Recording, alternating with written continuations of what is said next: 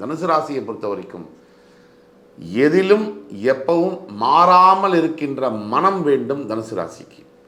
மற்றவங்களை மாற்றக்கூடியது ஒரே வழி அன்பும் நேர்மையும் தான். தனுசு ராசிக்கு தற்சமயம் 7ல் இருக்கக்கூடிய குரு 8ல் மறையிறது ஒரு விஷயம்.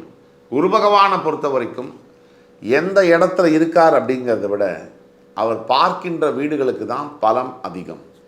அந்த வகையில் தனுசு ராசியுடைய 12ஆம் வீடு, 2ஆம் வீடு, 4ஆம் வீடு, இந்த 3 வீடுகளை, இந்த 3 வீடுகளை குரு பகவான் பார்க்கிறார். 12, 2, 4. 12ஆம் வீட்டை பார்க்கக்கூடிய குரு பகவானால் என்னென்ன லாபம்? 12 அப்படிங்கிற வீடு தாம்பத்தியம், வெளிநாடு சம்பந்தப்பட்ட வேலை வாய்ப்பு, திருமணம், வேலை தொடர்பு எல்லாமே. 12 அப்படிங்கிறது நிம்மதியான உறக்கம், 12 அப்படிங்கிறது கனவுகள், 12 அப்படிங்கிறது விரயம். இது எல்லாம் இந்த வீட்டை பார்க்கக்கூடிய குரு பகவானால் நல்ல உறக்கம், நிம்மதியான தூக்கம் யாருக்கு இருக்கும்? யாருக்கு வாழ்க்கையில் எந்த பிரச்சனையும் இல்லையோ அவங்க நிம்மதியாக இருப்பாங்க. அப்போ 12ஆம் வீட்டை பார்க்கக்கூடிய குரு பகவானால் நல்ல தூக்கம் இந்த அக்டோபர் 18லேருந்து டிசம்பர் 3 வரைக்கும் தனுசு ராசிக்கு இருக்கும்.